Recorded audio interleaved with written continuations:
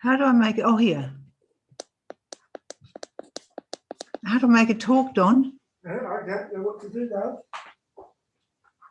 Where's the lovely thing I bought you? What happened to Mel? Don, how? No, here. How to make it work?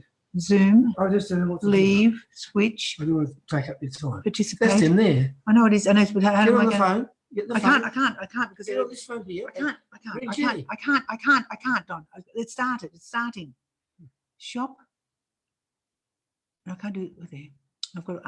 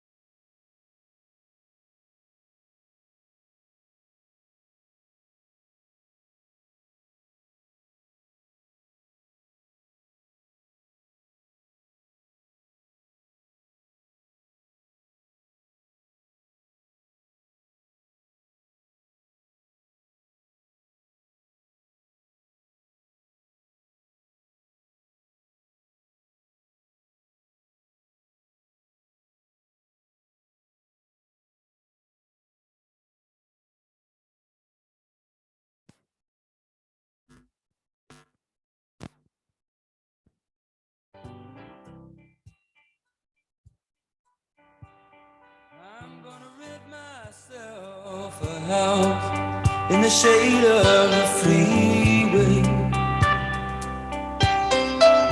Gonna pack my lunch in the morning and go to work each day. And when the evening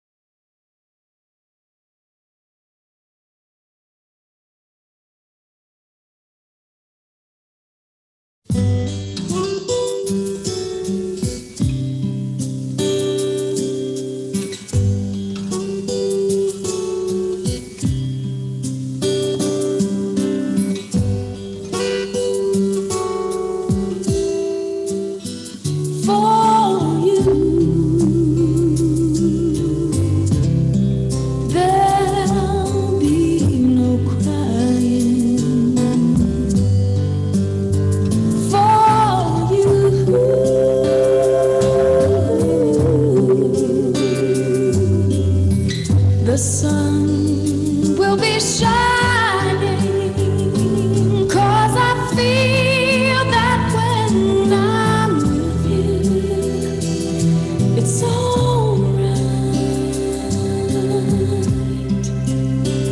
I know it's right. And the songbirds keep singing like they know the score. And I love you, I love you, I love you like never before.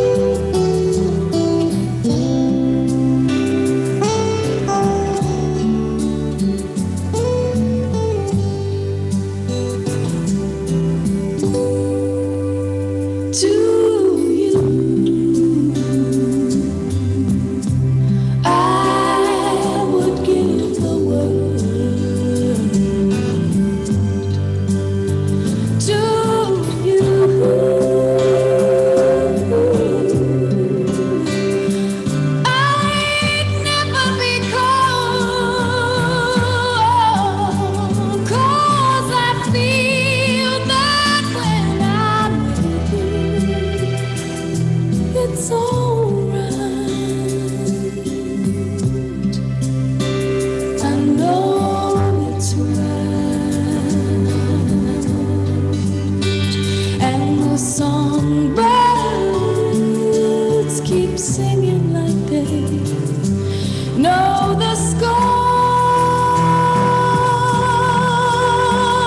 And I love you, I love you, I love you like never before, like never before, like never before.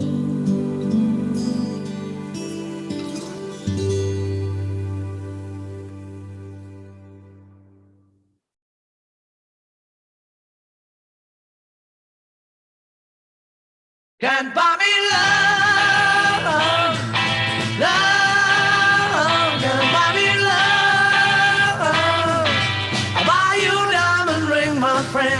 it makes you feel alright.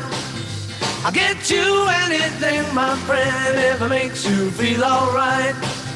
'Cause I don't care too much for money, but money can buy me love. I'll give you all I got to give if you say you love me too.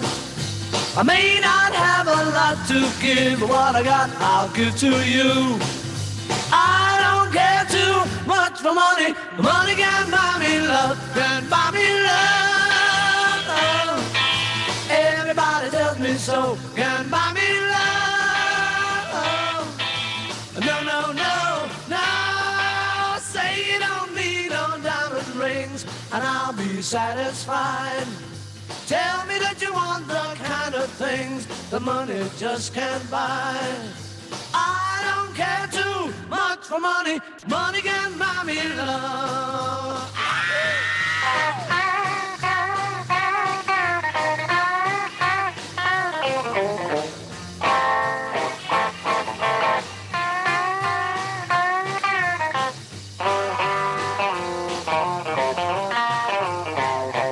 Buy me love. Everybody tells me so, can buy me love. No, no, no, no, say you don't need no diamond rings, and I'll be satisfied. Tell me that you want the kind of things that money just can't buy. I don't care too much for money, money can buy me love, buy me love, love, buy me love.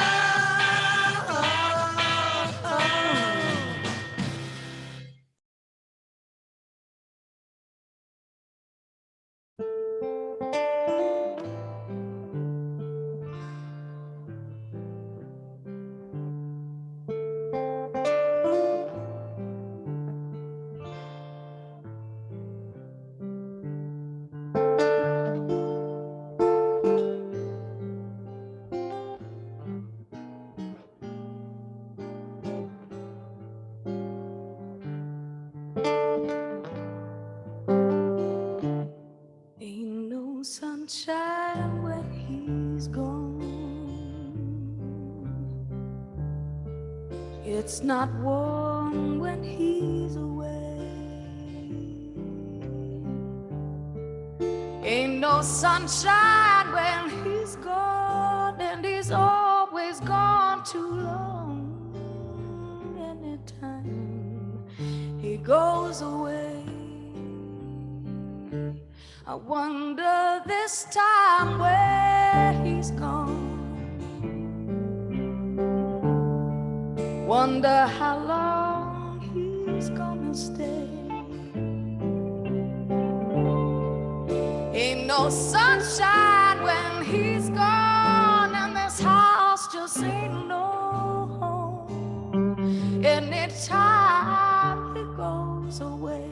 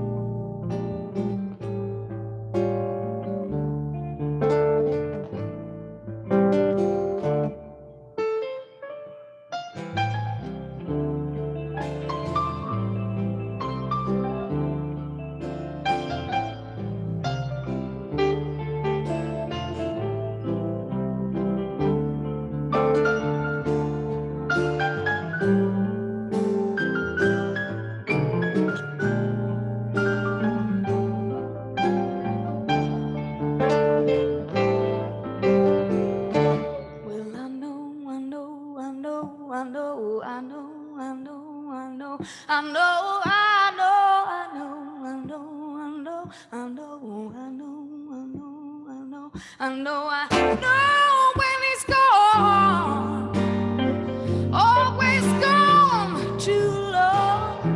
Anytime he goes away, anytime he goes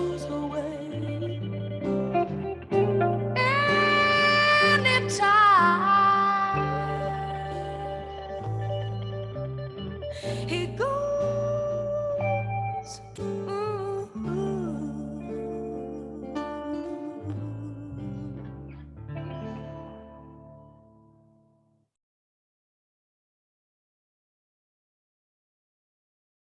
He's a real nowhere man, sitting in his nowhere land, making all his nowhere plans for nobody. Doesn't have a point of view, knows not where he's going to. Isn't he a bit like you and me?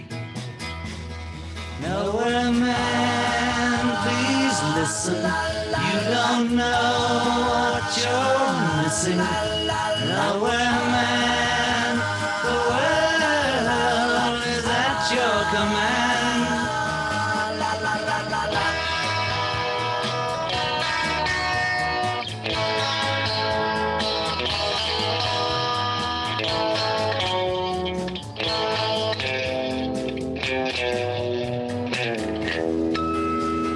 He's as blind as he can be, just sees what he wants to see. Nowhere man, can you see me at all?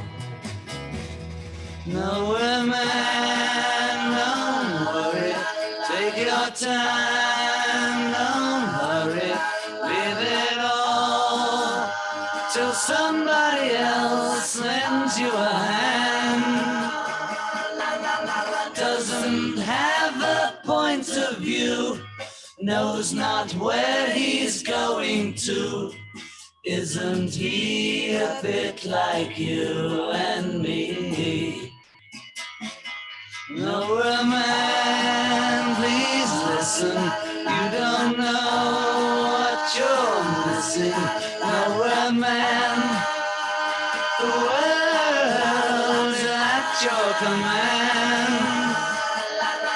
He's a real nowhere man, sitting in his nowhere land, making all his nowhere plans for nobody. Making all his nowhere plans for nobody. Making all his nowhere plans for nobody.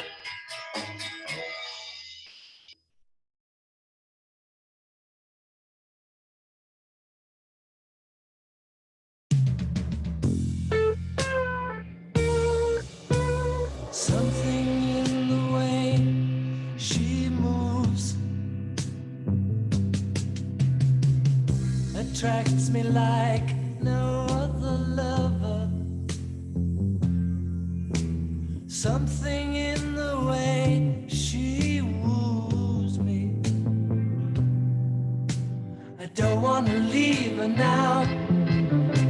You know I believe in how.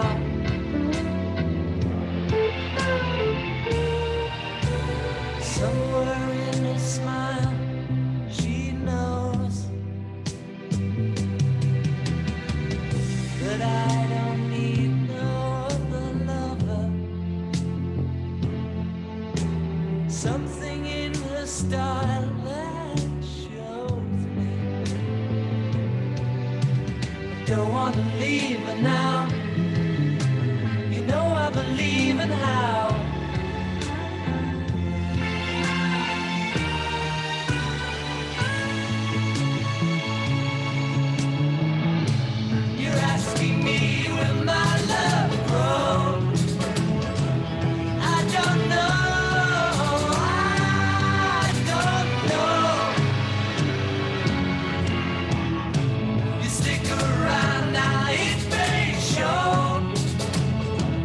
I don't know.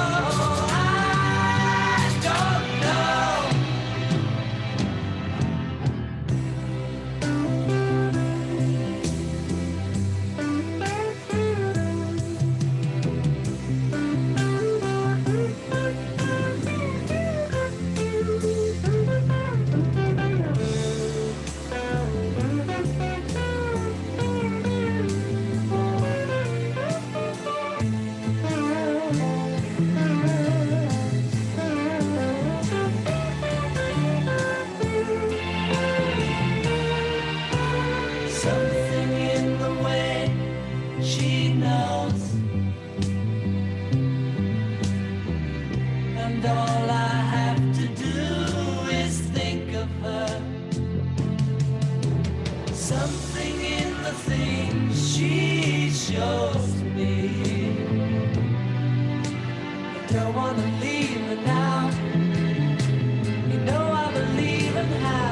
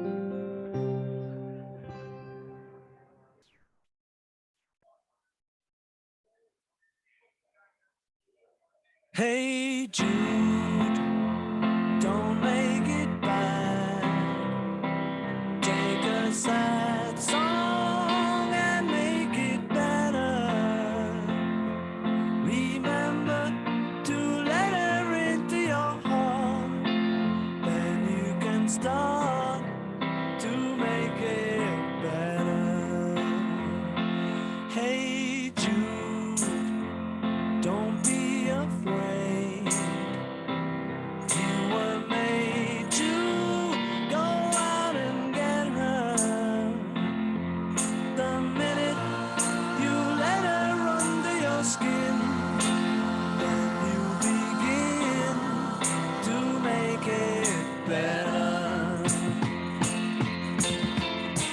And anytime you feel the pain, hey Jude, refrain. Don't carry the world up on your shoulder. For well you know that it's a fool who plays it cool by making his world a little colder. Na, na, na, na, na, na, na, na, na. Hey Jude, don't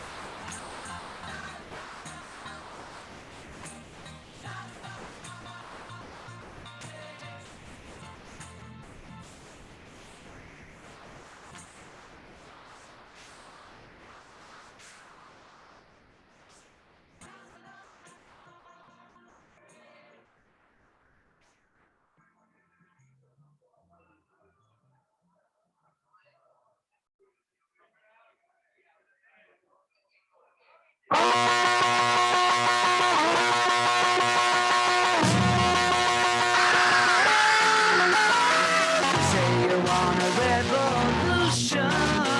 Well, you know, we all want to change the world. You tell me that it's evolution. Well, you know, we all want to change the world. But when you talk about destruction, don't you know that you can count me out? Don't you know it's gonna be alright? Alright. Alright.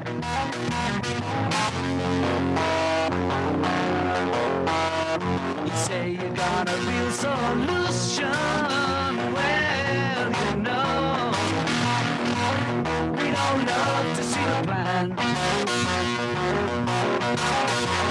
You ask me for a contribution. Well, you know, we all do what we can. But if you want money for people with minds that hate, all I can tell you is, brother, you have to wait. Alright. Alright. Alright.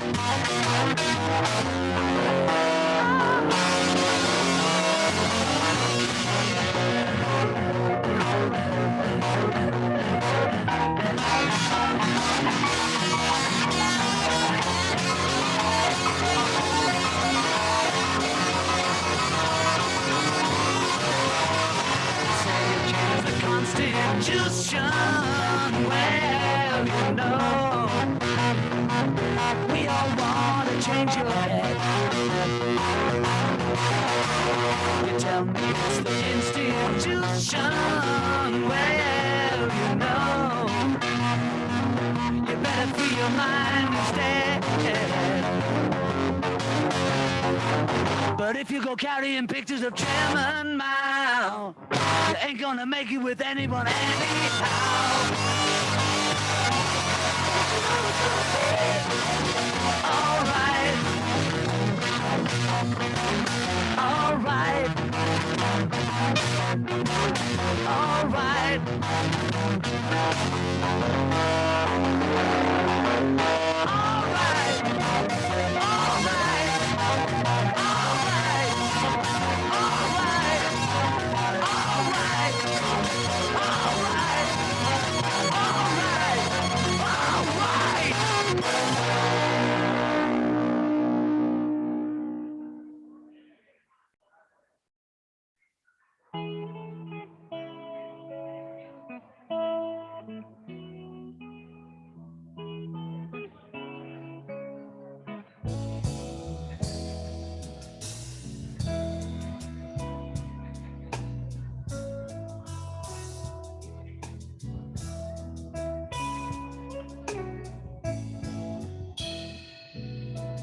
People get ready, there's a train a-coming. You don't need no baggage, you just get on board. All you need is faith to it diesels a humming. You don't need no ticket, you just thank the Lord, yeah.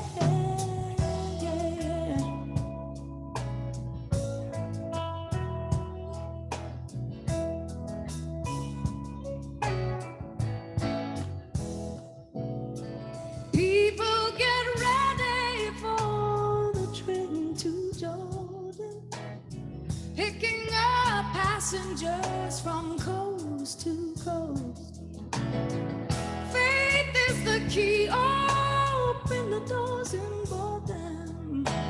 There's room for all of the love and honesty.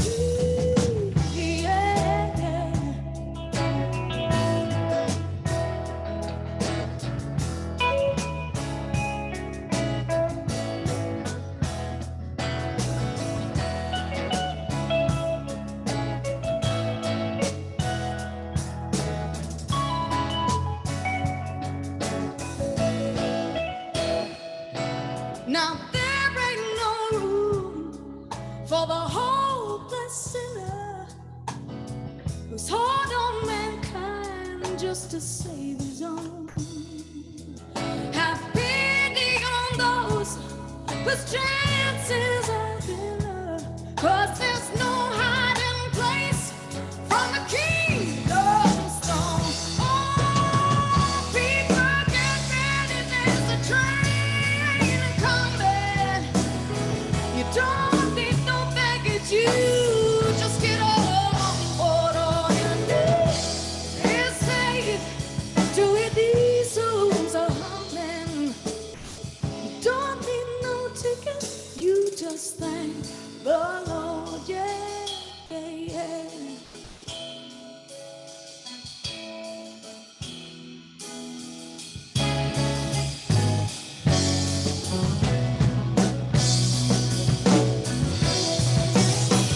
I'm getting ready.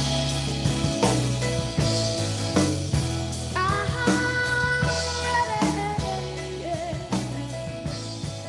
Oh, I'm getting ready.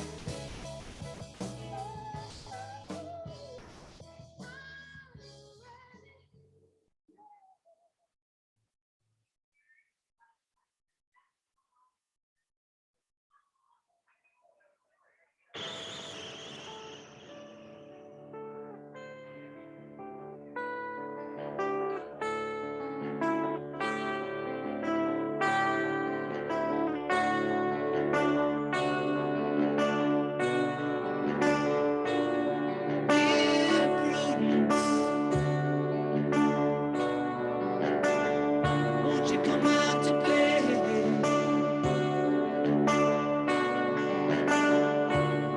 Dear Prudence, greet the brand new day.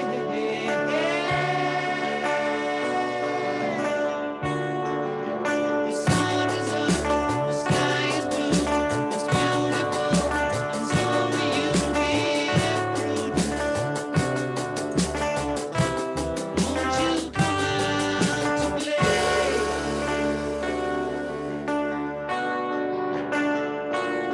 Dear Prudence, open up your eyes.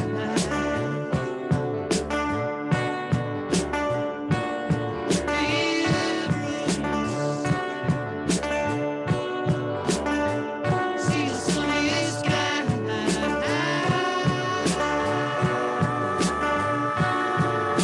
The wind is low, the birds will sing, that you are part of everything, dear Prudence.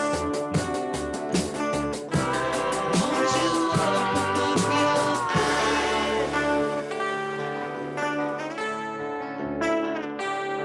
Look around, round,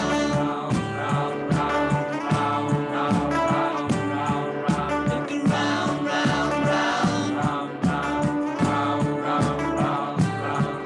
look around.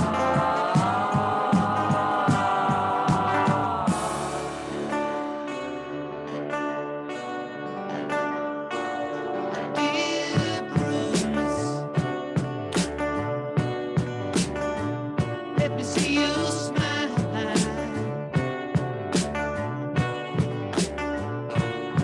Dear Prudence, like a little child.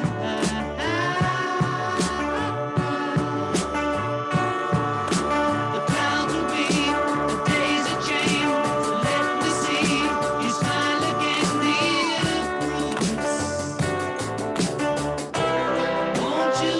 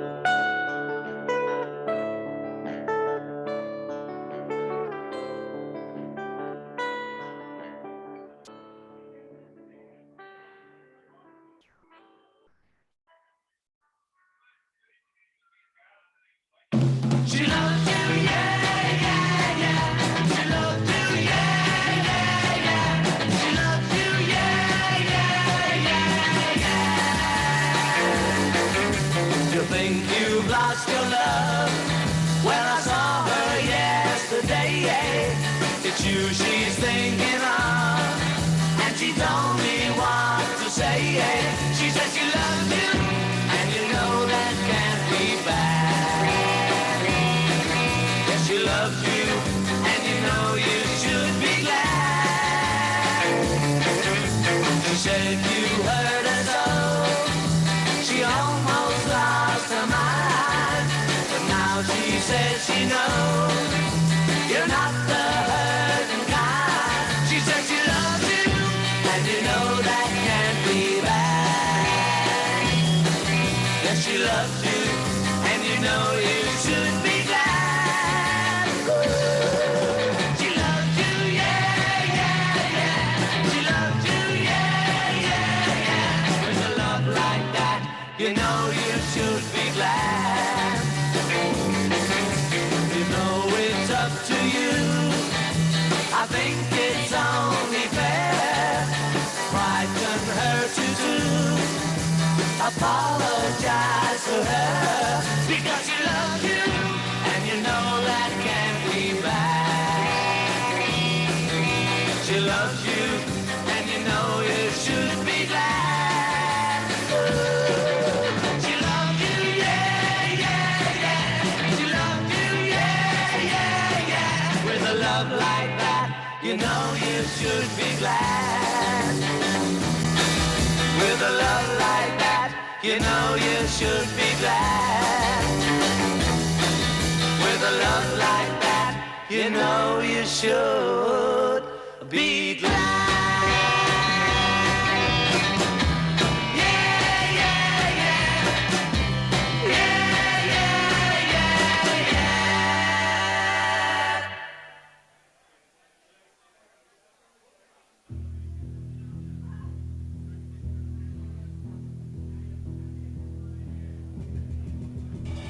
Good day, sunshine.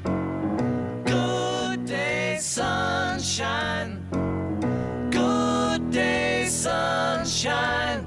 I need to laugh, and when the sun is out, I've got something I can laugh about. I feel good in a special way. I'm in love and it's a sunny day. Good day, sunshine. Good day, sunshine. Good day, sunshine. We take a walk, the sun is shining down, burns my feet as they touch the ground.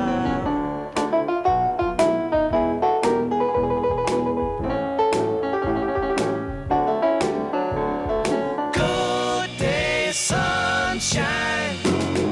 Good day, sunshine.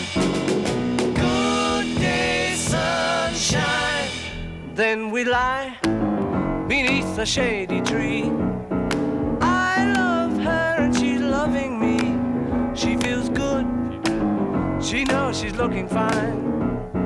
I'm so proud to know that she is mine. Good day, sunshine. Good day, sunshine. Good day, sunshine. Good day, sunshine. Good day, sunshine. Good day, sunshine. Good day, sunshine. Good day, sunshine.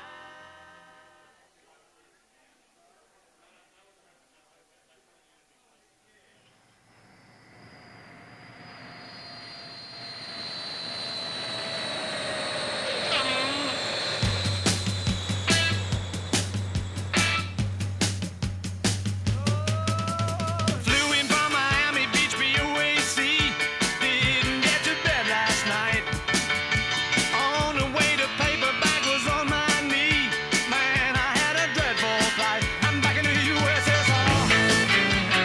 You know how lucky you are, boy. Back in the USSR. Been away so long, I hardly knew the place. Gee, it's good to be back home. Leave it till tomorrow to unpack my case. Honey, disconnect the phone. I'm back in the USSR. You know how lucky you are, boy. Back in the US, back in the US, back in the USSR. Well, the plain girls really knocked me out.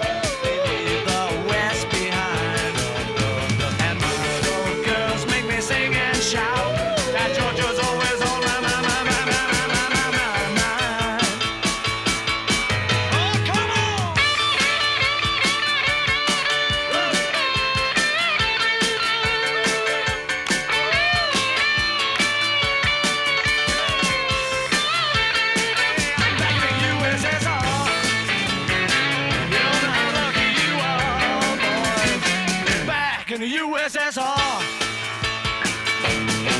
Well, the Ukraine girls really knock me out. The West behind. And Moscow girls make me sing and shout. That Georgia's always on my mind. Oh, show me round the snow big mountains way down south. Take me to your daddy's farm. Let me hear your balalaikas ringing out. Come and keep your comrade warm. I'm back in the USSR. Hey, you don't know how lucky you are, boy. Back in the USSR. Oh, let me tell you,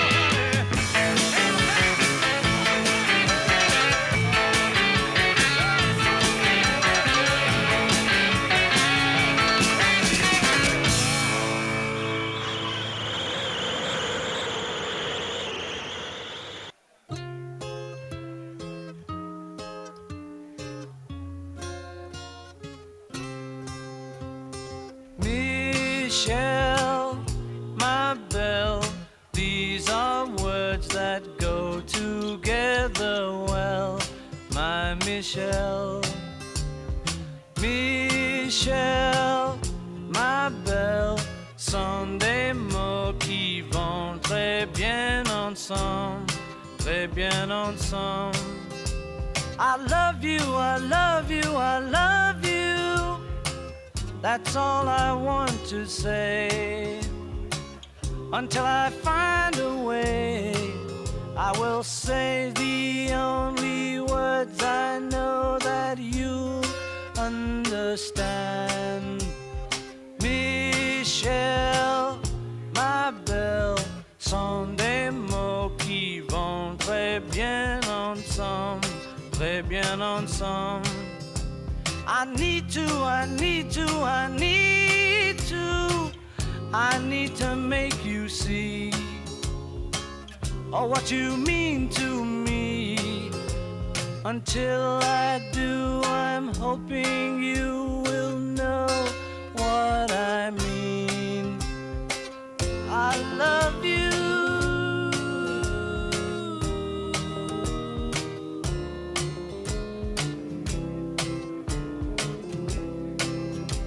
I want you, I want you, I want you. I think you know by now. I'll get to you somehow. Until I do, I'm telling you so you'll understand. Michelle, ma belle, sont des mots qui vont très bien ensemble, très bien ensemble. And I will say the only words I know that you'll understand, my Michelle.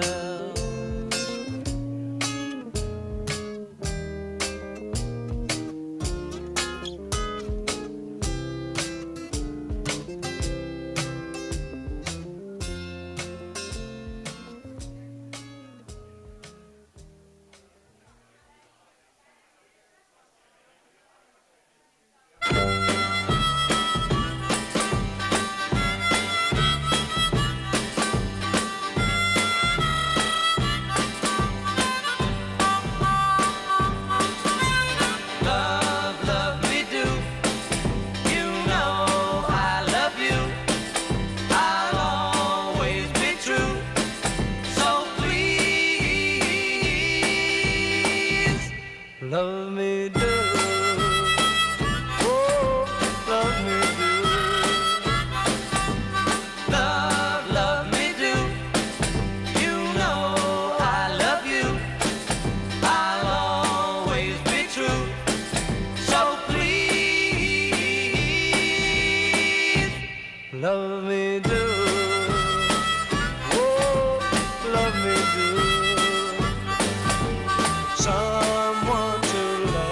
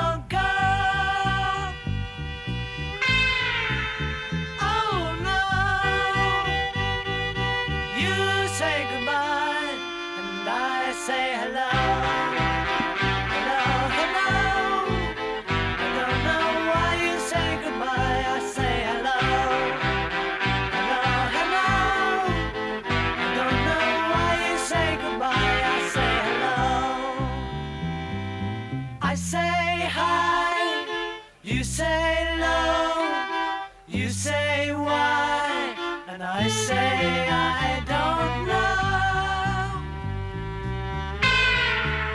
Oh no, you say goodbye, and I say hello. Hello, goodbye, hello, goodbye.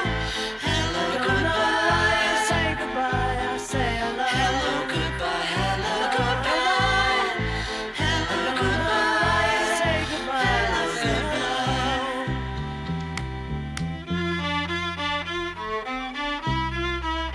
Why do you say goodbye, goodbye? Oh no, you say goodbye, and I say hello. Hello, hello. I don't know why you say goodbye, I say hello. Hello, hello. I don't know why you say goodbye, I say hello. You say yes, I say yes, I say no, you say stop, I can stay till it's time to go. Oh no, you say goodbye, and I say hello. Hello, hello. I don't know why you say goodbye, I say hello. Hello, hello. I don't know why you say goodbye, I say hello. Hello, hello. I don't know why you say goodbye, I say hello.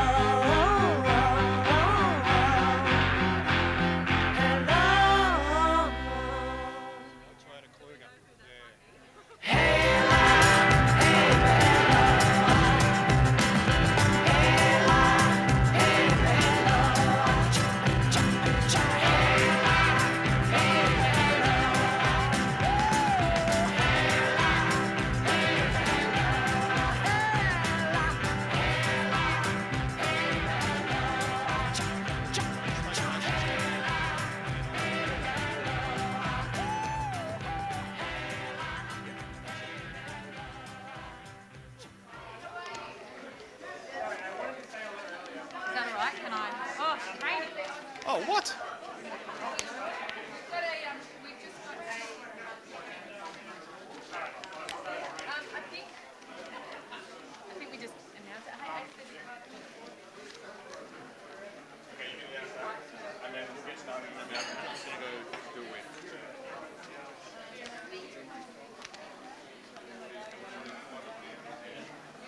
White Toyota Luger. Yeah, I can't can remember- do it if you want. I can't remember the.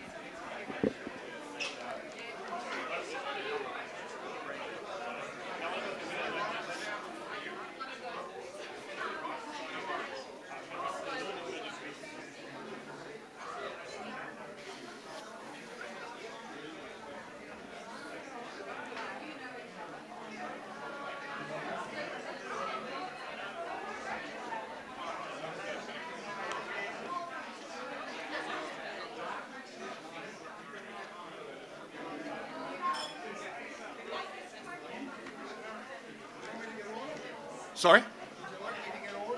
I'm just waiting on. Oh, we're on. G'day, folks. Just before we get going, and I knew it would come to this. There's a white Toyota Kluger in the driveway. Can whoever owns that, can they move that, please? I don't know who that is. Where's Ace? Oh, it's a white Toyota Kluger apparently, and if not, we'll burn it.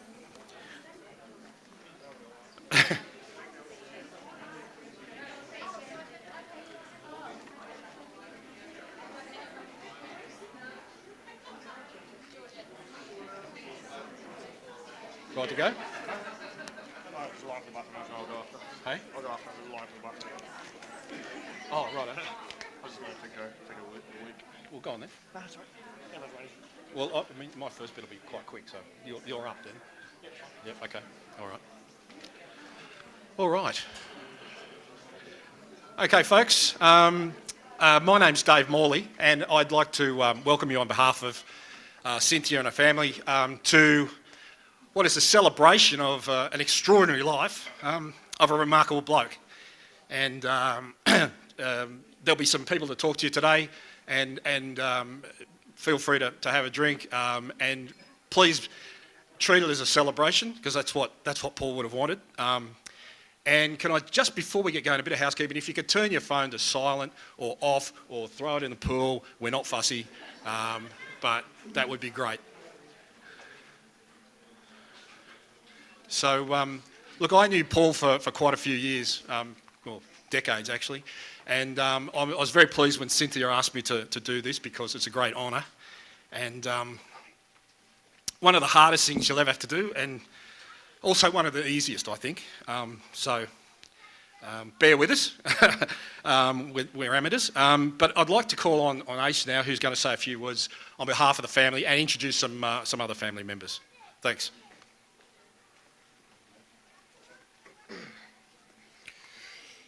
Hi everyone.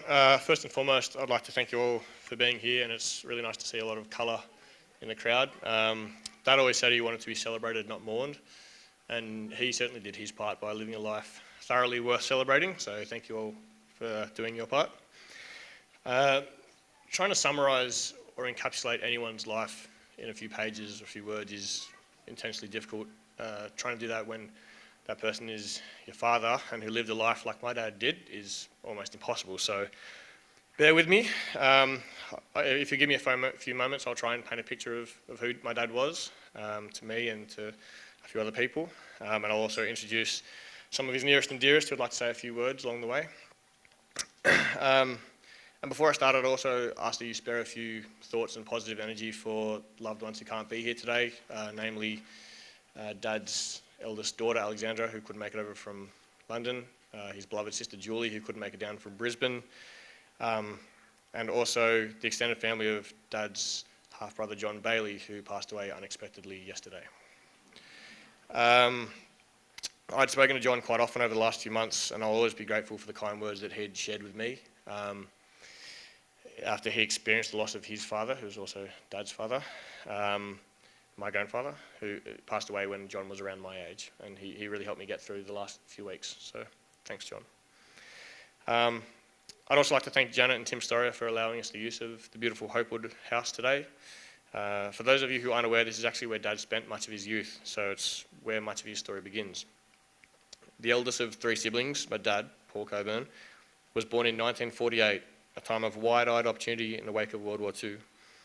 Dad spent his childhood split between Sydney's eastern suburbs, living with his mother Madge, her husband Lem, and attending Coogee Prep, and this very estate where Madge and her business partner, Dad's biological father, L.O. Bailey, had established, housed, and homeschooled the Hopewood family, comprised of 84 adopted children raised with an unprecedented focus on natural health. Jenny Green, one of the original Hopewood children, is here today and will provide more insight into that time of Dad's life. You want to put your hand up, Jenny, if you're ready? And so, Jenny will give more insight into that time of Dad's life itself. However, it's fair to say that those natural health principles, such as no sugar, no meat, and no alcohol, had a lifelong impact on Dad. As I'm sure you'll all attest to, should St. Peter come reference checking, Dad never again touched a single piece of chocolate or maple syrup-soaked bacon or a glass of wine ever again in his life. And rumours of him having all three for breakfast, covered in ice cream regularly, are outrageous and absolutely true. I recently stumbled across a letter that Dad had written to Tim, who owns the house, a few years ago after a visit during which they first met. Dad spoke of the profoundly powerful and pleasant memories of his time here that came flooding back as he walked the halls, and expressed that he was glad to be in those moments alone. In one of life's little twists of fate, it's now us gathered here without him, although I'm sure he will in some way remain with all of us forever. Dad went on in that letter to acknowledge the standards of this extraordinary estate being beyond anything normal, a dwelling created by dreamers for dreamers, and his appreciation that Tim himself was not normal and therefore in good stead to meet the demands. Being called not normal by Dad was about as high a compliment as one could receive. It was a compliment he gave to those he loved and admired most. He gave that compliment to his closest friends and colleagues, the latter of whom, more often than not, also became the former. He gave that compliment in his own eulogy of Chris Tyree, his good friend and my late godfather. And he gave that compliment often to us, his family, and always with a loving smile. Because in quote-unquote abnormality, Dad saw colour, he saw fun, he saw life, and he probably saw himself. Dad was the type of person who, rather than simply blending into the world, wanted to immerse himself in it. Try everything, taste everything, watch everything, learn everything, talk to everyone. In the same folder as I found the letter to Tim, I found a seemingly endless trove of his writings. Countless letters to hospital staff and tradesmen thanking them for their care. Musings, concepts, jokes and half sentences that he'd written in the middle of the night. I found about 10 pages of poems that he'd written. Some were funny rhymes that I remember from my childhood, him singing to us in the shower in his big, beautiful baritone voice, and others I'd never heard, but which perfectly captured Dad's view of life. For instance, I found one called Against Poles, which he'd written at 3 a.m. on Tuesday, and it read, "To sit about the centre of the circle is the perfect observation point I've found, from which to view each coming revolution and watch the new beginning come round, from which to judge each segment of its compass and examine every angle for its worth. To settle in the centre of the circle is the finest way to ride this life on earth." That was right above another really touching one called Southwood, which read, "Southwood is good if you are a Scot, but if you're a pair of tits, it's not." It's really beautiful. Thank you, Dad. Touching. Getting back to Dad's life story, after Hopewood in around 1960, the foundation built and established the Hopewood Health Retreat of Wallachia, nestled at the foot of the Blue Mountains with accompanying holiday house for Madge and management. They named it Greenslopes. This would quickly become Dad's escape, his happy place. A childhood friend from those days, Sue Kelly, who is also unable to be here today, has asked me to read a passage of her memories from those times. It reads, "Oh Paul, this is hard. Where do I start? I worked out the other day I've known you for 60 years. It was 1962, I was 8 and you 13. It was in Sunday school one morning when you, your sister Julie and brother Mark joined us. You three were the new kids in town. A funny little town it was in those days. You quite quickly formed a strong bond with our family, the Popes, and you were particularly fond of my father, a fact you relayed to me many times, especially since his death, which hit us all hard. Oh, the funny times we had as kids in that little town, doing crazy things that kids would not be able to do today. I remember my dad giving you an old two-wheeler bike. You made a hobby out of doing it up to be quite magnificent. Then you rode like a bat out of hell, breaking all speed records. You used to phone 109 through the Wallachia Exchange and say you were leaving Greenslopes now so that we could time you travelling to our house on Park Road, approximately 2 miles away. Each trip you would improve your time a little. It was very funny. My parents were concerned you would have an accident. You were always a wild child, Paul, rebelling against the vegetarian diet with your love of chocolate and bacon. Arriving at our house first thing in the morning with a block of Cadbury for breakfast that my father would coax from you in return for a cooked brekkie my mother would then make for you. I was the annoying kid sister and you the funny big brother. While his teen weekends were spent in Wallachia, during the week Dad was sent to Sydney Grammar School, famed for its rigid conformity and attendant discipline. We've got some childhood friends of Dad's. Jim McSweeney was Dad's best friend in high school, and he's here today, so go Jim. And when the rigid conformity and attendant discipline didn't work, he was quickly shipped to the other side of the planet to limit the nuisance. Landing at London's Ealing School of Art alongside classmates like Freddie Mercury and Pete Townsend, Dad wasn't quite sure what to expect. He hadn't heard about the uniform policy yet, and so terrified of being caned as he would have been in Sydney, he turned up to his first day in full Sydney grammar garb. Imagine his surprise then when he opened the classroom door only to discover a fully naked still life model laying on the floor. As hard as he had tried up until that point, he'd never actually seen a naked woman before, and at that moment, still unsure of what to do with one, he gripped the canvas tightly and painted a portrait of his own thumb. True story. However, from that moment on, a volcano of creation and complete release from conformity was the keystone of the rest of Dad's life. With creativity there fostered rather than flogged, he eagerly explored every new door that was open to him. It was during this time that he fathered his first child, a daughter named Alexandra, who he ultimately wouldn't meet until he was 63 in 2011. He also wrote his first book, a car customization tome, which ultimately was published in 1970. Whether anyone would have trusted Dad to customise their car at that point is another matter altogether, given that he was rolling around London in a Heinkel three-wheeler bubble car. He literally rolled it in a nunnery, which is extremely hard to do. In a professional sense, painting and sculpture were the initial endeavours, but product design became his major passion, and on graduating with distinction, he set up his own consultancy design field in London and hoped for the best, a sadly futile aspiration. Losing lustre as the 60s faded, England offered limited growth, so Paul encouraged a small group of cohorts, such as Mark McGregor, Rob Scott, John Herbert, and Barry, to come back and join him in Australia. And I believe some Mark McGregor's here today. Yeah. There, post one short-lived marriage to a woman named Maria, and amid a growing manufacturing culture Major manufacturers soon noticed his studio's potential, none more so than Eveready, who in 1972 commissioned Paul, aged 24, to design the original Australian dolphin torch, which became the best-selling torch in the world. Lee Blattman, a good friend and former design field colleague, will share more details of Dad's life shortly. Hey, Lee. In the mid-1970s, Dad was a keen racer himself. He had brought his beloved Fly and Austin Healey-turned Lenham GT back from the UK before moving to a very capable Datsun 240Z. But it was in 1974 that he would purchase the motoring love of his life, the Jaguar E-Type Roadster. Nearly 50 years and 500,000 kilometres later, he loved that car until his final breath. And my sisters, my mum and I all still feel Dad's present in it as it sits out the front of this building today. In 1979, Dad had fathered his second daughter, my sister, Kobe, who's, yeah, she's quite short, so you're going to have to go straight, yeah. With his second wife, Susie. Susie herself was a colourful character and a very talented black and white photographer, whose journey was tragically ended far too early also by cancer. Kobe will shortly share more of her own reflections on Dad.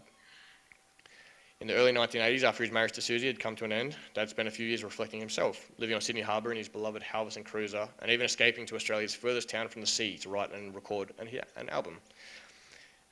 He named it after the town, which was Eromanga. He was a beautiful guitar player and singer, and would later lend his voice to both the Sydney 2000 opening ceremony and to the Sydney Opera House, where he sung Handel's Messiah as part of the Sydney Symphony Orchestra. In the mid-1980s, Dad would fall for and settle down with his life partner, my mum, Cynthia, looking beautiful today, an accomplished model and graphic designer in her own right, and my sister China was born in 1986, and I believe they will both share a few of their thoughts today. China's over here, the tall sister.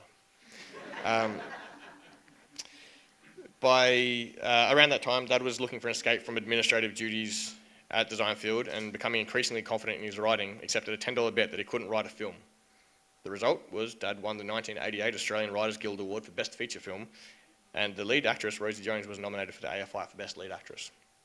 There was not much he couldn't do. So, naturally, next came the ambitious plan to set the Chinese land speed record in his Jaguar, as you do. However, apparently even gaining entry to Beijing back in the 1980s required substantial credibility, so he approached Wheels magazine for support and was rewarded with much enthusiasm and immediate installation as the magazine's official Chinese correspondent. Couldn't speak Chinese. All of which amounted to nothing when the Tiananmen Square massacre massively soured China's attraction to the rest of the world. But Dad's novelty inspired the magazine's editor, Phil Scott, who I believe is here today, to offer him a monthly column and freelance worldwide, doing feature stories of his own choice at a wildly generous fee. Think driving a new topless Aston around Provence, or Ferrari's latest offering around Tuscany, which required approximately 2 seconds of contemplation, occupied him wonderfully for the next quarter century, and supplied both parties with sufficient spray of awards to justify all the fun, including 5 National Article of the Year awards. Of course, God doesn't give with both hands, and Dad was punished in 1989 with a son, me. Some of my earliest and fondest memories of Dad are at race meets like Oran Park, meeting all of my heroes, and to them it seemed like Dad was one of theirs. Dad always stopped whatever press or race prep they were doing and always welcomed him with open arms. Before I knew it, Dad was more of a hero to me than any superstar on TV could ever be. Morley will be back to share some of his story with working with Dad at the magazines. However, I do remember one hard, hot day when I was working in a clothing shop in Penrith and I received a call from Dad. There was a lot of background noise and screaming machinery, and I assumed it might have been a pocket dial until I heard Dad yell, "Hello, boy. I just ring to tell you I'm driving a Lamborghini around Phillip Island and my life is better than yours." And then hung up. And about a month later, I started working at the magazine, to the surprise of no one, and was lucky enough to join Dad and the crew on a few joints of my own. Those days really highlighted how unique Dad was. Even amongst all the metallic madness, while the rest of the crew were squabbling over who gets to drive what, Dad was perfectly content just sitting there in his fold-out chair with a hot chocolate in his hand and a crossword on his lap, watching them fight it out and whispering his observations into his dictaphone. He could see the story coming to life in front of him, and it wasn't about the cars, it was about the people and the experience. His final years were spent, in his words, harvesting. He'd earned and deserved a comfortable retirement with the love of his life, my mum, and the grandkids at home in Wallachia. And a growing family, including his beloved grandkids Olive, Luca, Coco, Banjo, Atticus, Fraser, Max, Hal, and Leo. He loved waking up every morning with a cup of tea and the crossword, which more often than not he would defeat before the final sip. He loved spending time down at Kiama with Kobe and Chick and the kids, especially in his camper van. And he loved tinkering in his garage, especially inside the camper van. He just loved making every day count. I was lucky enough to be able to move home for the final few months we had with Dad. I spent the best part of every day by his side, driving him around when we felt like it, picking his brain, helping where he needed it, learning when he offered advice or lessons, in the quieter moments just giving him a hug and letting him know how much I love him and how proud I am of him.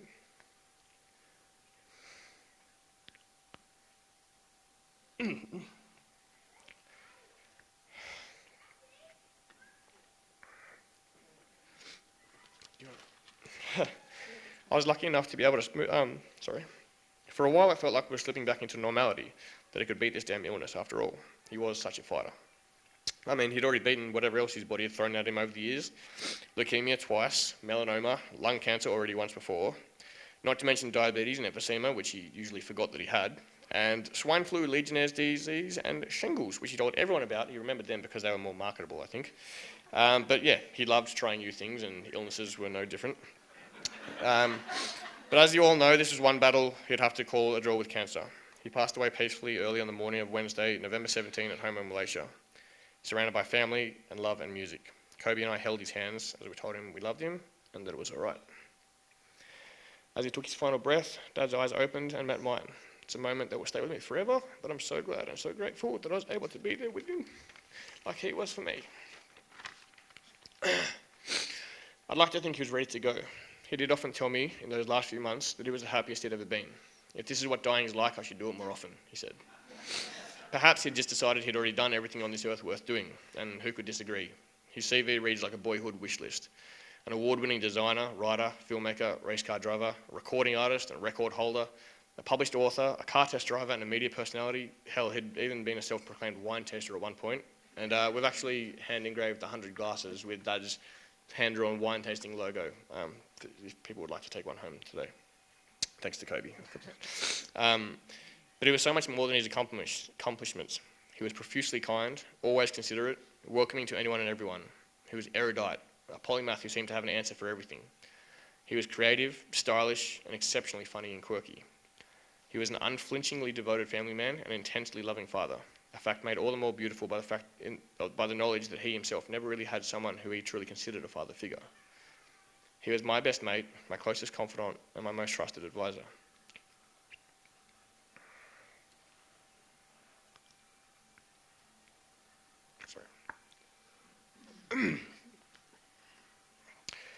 My dad wasn't normal. He was extraordinary, and we wouldn't have had him any other way. Dad, I know you always said you wanted to be celebrated and not mourned. And I promise you that we'll try, and I will try. God damn. But the thing about love is that it can allow us to feel all the colours all at the same time. I will always celebrate you. I will always mourn you. And I will always love you. Good job, mate. Thanks, Ace. That was stunning, mate. Absolutely stunning. Could I call now on Jenny Green, who's here, who's going to fill us in on a little bit of what is actually the really fascinating Hopewood house story, or the Hopewood family. So, thank you.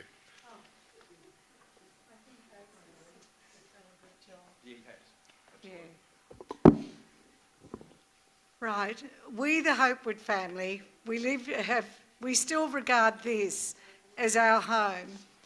And I'd like to say on behalf of the Hopewood family, I wish to give our sincere condolences to Cynthia, Kobe, China, Ace, Alexandra, Paul's sister Julia, younger brother Mark, and the extensive Cockburn family and Richard Cousins family.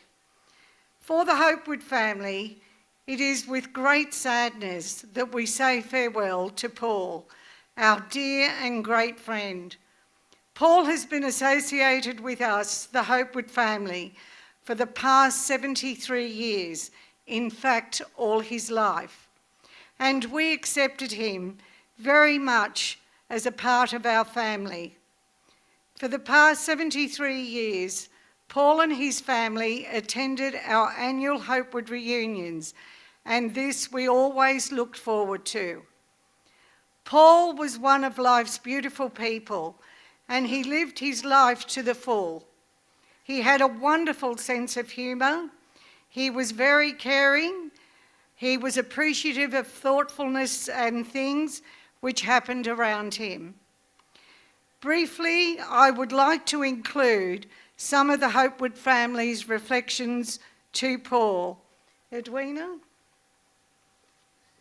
From Harold, our dear departed Paul, we will always treasure the memories of you growing up with us, the Hopewood children, and you were a big part of our childhood. We have lots of happy photos and reminisce over them. I am pleased, Paul, that you had Cynthia and all your family to support you through your final period.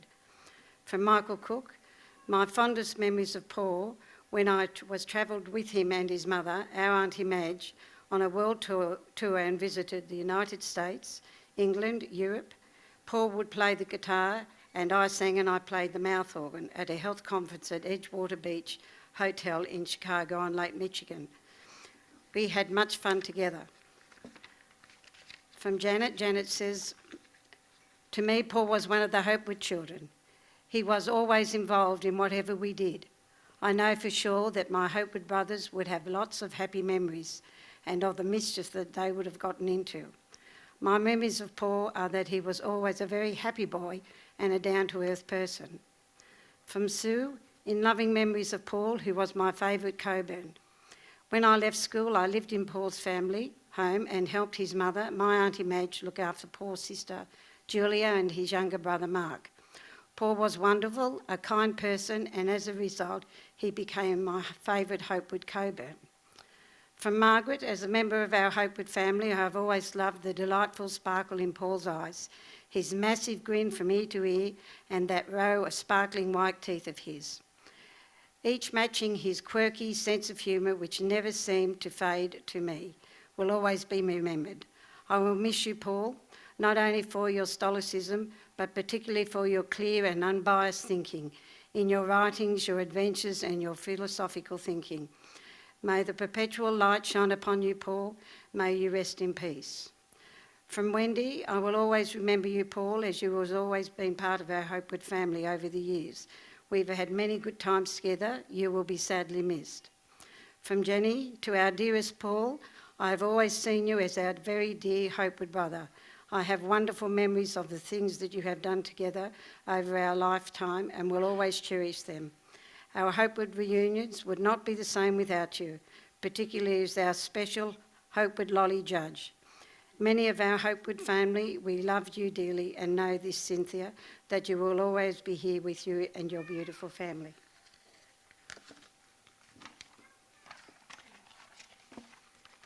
Helena, to our dear Paul, you are a very special part of the Hopewood family. This is obvious to see when we all caught up together at our yearly reunions.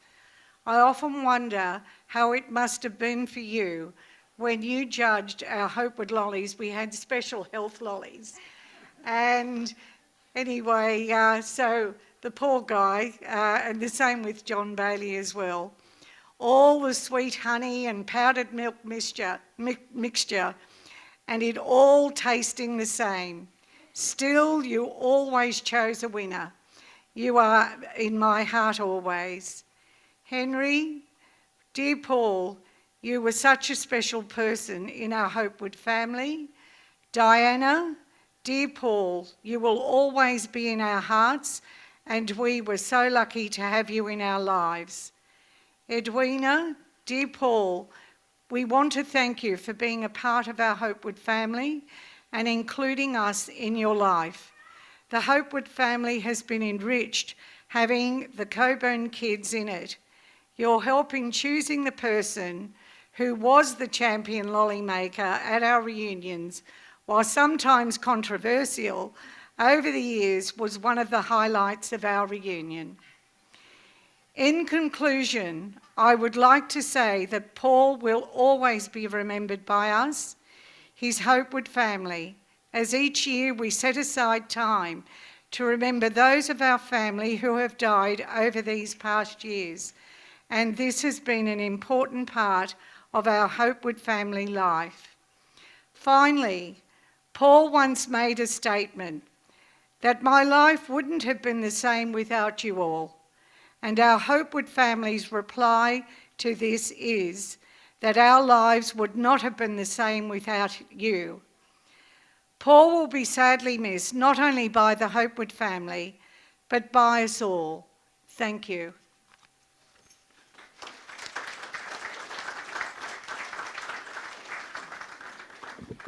Thank you, ladies. Thank you very much.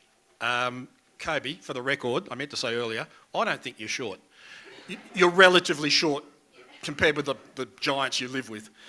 Now, as you probably gathered, Paul was a man of many, many, many talents, but from where I stood, what gave him the edge when it came to anything remotely cerebral was the fact that he was an industrial designer. So he was paid to think about things and get things right. And I'd like to call now Lee Blattman, who's going to talk a little bit about the days when Paul was at his peak as an industrial designer. Thank you, mate.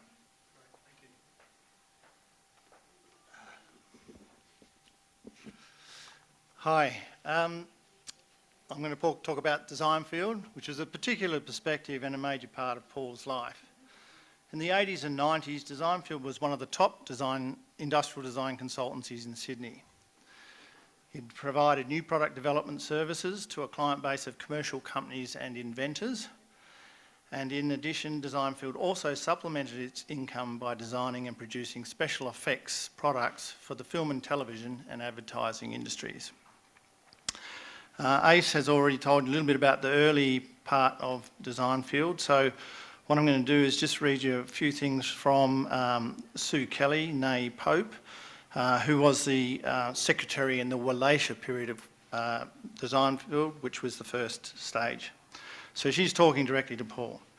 When we fast track to 1971, and you along with Barry, John, Michael and Bob started design field in Wallachia, you decided you needed a secretary and recruited me for the position. What funny times they were, and our manual exchange still in operation. No fancy telephones, just crank the handle. I complained that you guys never heard me call you when there was a telephone call. So you rigged me up a hooter. Well, wasn't that unique, but it worked like a charm. 1 hoot for Paul, 2 hoots for Barry, 3 for John, 4 for Michael and 5 for Bob. I still remember. You had a visiting fellow one day who seemed intrigued by it all. And when the telephone rang, I did 3 hoots and John appeared. It was too much for your visitor. He collapsed in laughter. We took it in our stride, but it must have appeared novel. I think your cousin Richard thought we were a motley crew. We used to prepare for Richard coming. It didn't just all happen, you know, Richard. I'm not sure if Richard is here today. Oh, wherever Richard is. This is to you. It didn't just all happen, you know, Richard. I made sure we had ice cream for your black coffee. Funny times. So that's from Sue Kelly. So after approximately 4 years based in Malaysia and later in an office in North Sydney, Design Field opened its doors in Caledonia Street, Paddington. This was its home for approximately 26 years before downsizing and returning to green slopes in Malaysia. Under Paul's leadership, many standout products were designed. These included the Dolphin Torch, the Acro Bike, the Tytel telephone and a number of Victor Moa models.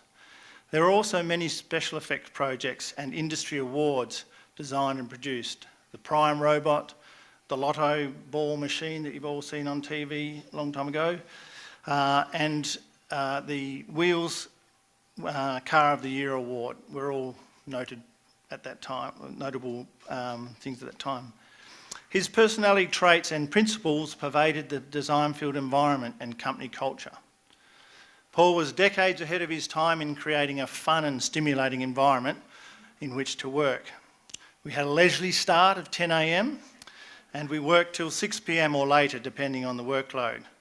After hours, Paul and others stayed and socialised till quite late most nights.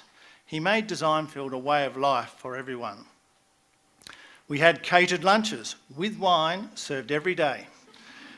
These were always a humorous event with different team members regaling us with stories, jokes and feats of foolishness. We all sat around a huge purpose-built table with a large inbuilt Lazy Susan at its centre. We often had guests who could be like-minded clients or those of more note, such as Werner Herzog, John English, Chrissy Amphlett and Harry M. Miller, to name a few.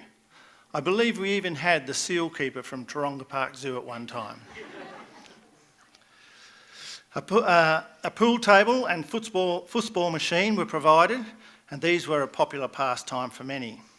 Small wagers were common on the pool table games, and some hard and fast rules also existed, like the rule that you had to drop your pants if you lost the game without sinking a ball. A beautifully crafted heated spa was installed in the courtyard and enjoyed by many. Paul had a mechanical arm installed which supported a TV for viewing while luxuriating in the tub. I remember at one party the spa was full of people, and when a somewhat self-conscious, semi-naked female missed her step getting in, falling forward, she grabbed the TV and pulled it into the spa with her. Spa had never emptied so quickly. Fortunately, the TV wasn't plugged in at the time. Paul encouraged formal and comfortable wear at work, with jeans and trendy gear being the norm. I remember a number of clients were taken aback when Paul attended client meetings in his red leather bike jacket and jeans at a time when business suits were still the norm. And Paul never wore underpants. And on particularly hot days, he was known to strip off his jeans and work nude, much to the consternation of some. On those occasions, we'd look the other way and hope we wouldn't have any surprise client visits. In 1983, Designfield was invited to mount an exhibition of our work at the Australian Design Awards showroom in the Rocks. Well, Paul thought that was a bit boring. So we ended up moving half the team with drawing boards, etc., on site to be the exhibition. We continued to work on projects and interact with visitors, fielding questions and explaining the industrial design process. The exhibition was a resounding success and widely publicised. In demonstration of Paul's forward thinking and broader industry focus, I believe Designfield was the first design consultancy to offer internships to industrial design students. Most of these joined the team after graduation. To my memory, there are always fun activities and adventures being organised for the team outside of ours. For approximately 9 years, Paul owned a 30-foot Halverson cruiser motorboat, the Melvy D, which he had moored at Point Piper. We all loved this boat and were out and about on Sydney's waterways with Paul on many weekends. There were many adventures and mishaps, as I recall. One time, after a day in Middle Harbour, we dropped off one of the team at Balmoral. Paul edged the Halverson up near the shore, and V dropped off the front and bow and waded to the shore.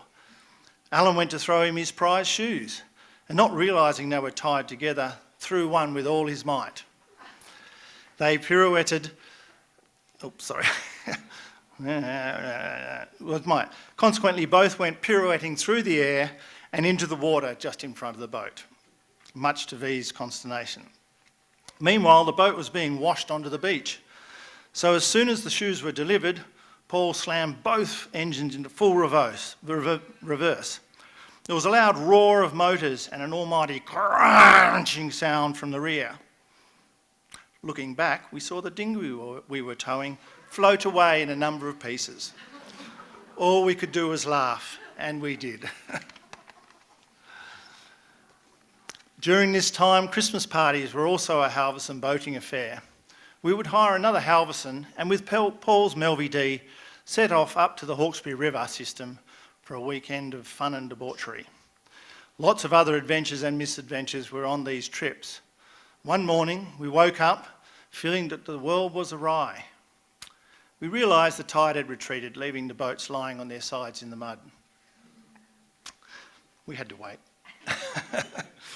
In summer there were the Designfield versus the scum of the earth cricket games against an associate Carl and his work buddies. Not being content to let nature take its course and being mainly sedentary times, we had little help from a double-sided coin we produced in-house. Paul would win the toss and elect to field first. This left Carl's team sitting amongst piles of beer, wine and other reaction-retarding devices and substances. Strangely, we usually won the game. For a time, we also had in-house massages provided on Thursday evening. There was tennis one night a week for a while, and then golf practice at Moore Park driving range, which was also popular. This eventually led to the Gods of Golf annual golf game, which hosted by Paul at Wallacia Golf Club and later by drinks and food at his home. Initially, this was a design field event, but it soon opened up to family, friends and like-minded associates and ran for many years.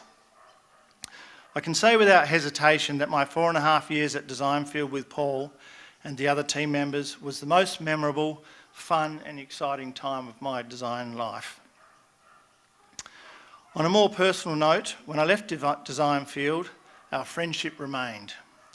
So when Paul and Cynthia moved to Wallacia, my wife Bernadette and I became regular visitors, usually staying for a weekend of fun, games and frivolity.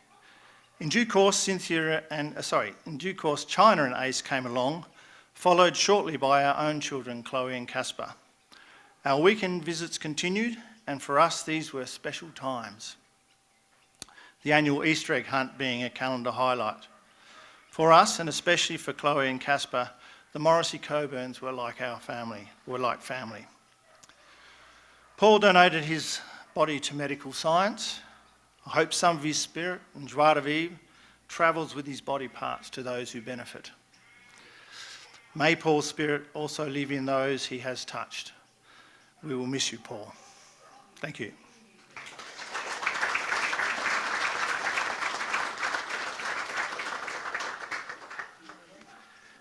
Thanks, Lee, except the underpants bit. I've spent a lot of time with Paul. I never knew he went tubeless everywhere. I did not know that. You can overshare. But thank you, mate. Awesome. Brilliant. And it makes me think that I would have loved to have worked there too, to be perfectly honest. But it is my turn to say a few words on behalf of the Paul's publishing family, Wheels and Motor and Street Machine, because this was the next sort of phase of his career. And someone with his background doesn't necessarily naturally take to being a journalist, but man, he did. I mean, he was born to it. So I'll just like to go through a few of the memories that have cropped up over the last couple of weeks with a bloke that we simply came to know as Cockburn. We never used his first name. He never used our first names, so please forgive me when I refer to him as Cockburn. And as a long-term member of that publishing family myself, I first met Paul at Summer Nats in Canberra. I was doing the slog work for the magazine, and Paul had been sent there. He'd been convinced by Phil Scott, who has a wicked sense of humour, that it would be a great idea if Paul took his E-type to Canberra and entered it in Summer Nats. Now, I'm going to suggest that you all know what Summer Nats is. I'm not going to explain it, but it's the annual festival of the Bogan. So Scotty thought this would be a great laugh, so down goes Paul. This particular year, and I think it was either the late 80s or the early 90s, it had already been 4,000 degrees in Canberra Celsius, and 91 was it? There you go. And the Summer Nats natives had already proven themselves to be in a fairly restless mood up to that point. And into this mix goes this wild-looking guy with this equally crazy old Pommy car. But wouldn't you know it, what happened was he actually beat the Street Machine guys at their own game. He won pretty much every drive-in event he entered. Which, I thought, well, I know how this is going to go over. Actually, about now, I was thinking, well, I'm pleased. I've heard of this guy, and I'm really pleased I've met him, because these guys are about to kill him and wear him as a hat. I mean, I thought, this is it. But they didn't. They fell in love with the guy. And that was part of Cockburn's secret powers. Even when he was questioning everything you thought you knew, stuff that you were paid to know, he managed to do it while still remaining a complete gentleman, and he never rubbed your nose in it. And, he was usually right. That was the other thing. it didn't take me long to work this out, and pretty soon Cockburn and I were great mates, and we remained so to the end. It also became pretty obvious that we gained the light out of making each other laugh. It became a contest to see who could make the other one roll around on the floor crying. And, it was a great joy to be able to do that to someone who, basically left me in tears more than once.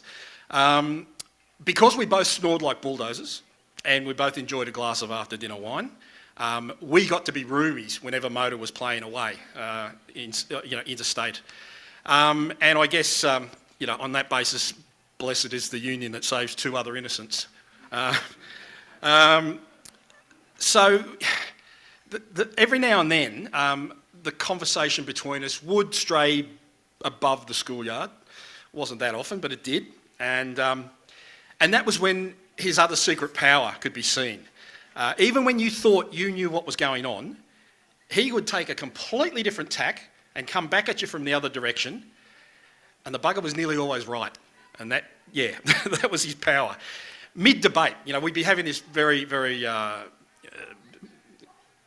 sturdy debate on some a matter of design or a matter of performance, and he'd look at me, he'd give me that sideways look, and he'd say, Morley, but have you considered ...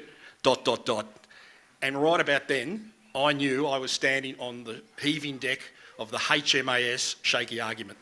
And he was loading the torpedo tube of logic that was just about to broadside me and sink my entire argument. It's true. After a while, I just got to the point where I assumed I was about to be wrong again. I didn't even make for the lifeboats, but I did soak it up and I did learn from it.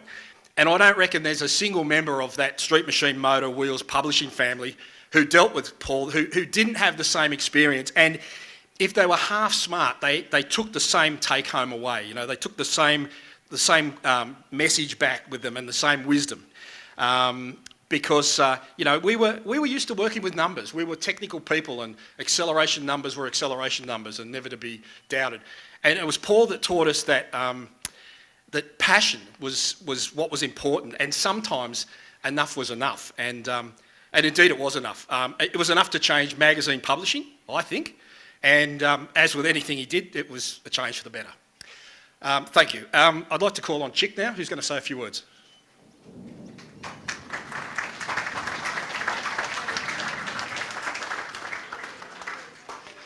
Okay, I have a memory of Paul that was sent to us last night from a dear friend of Paul and Susie's, Mark Lang. And Mark asked me whether I'd read it today. When I look back at the times that I spent with Paul, I can safely say I never knew quite what good idea was going to spring out of his brain box next. All I knew that it would be entertaining, for he was never one for the boring, predictable answer to a problem.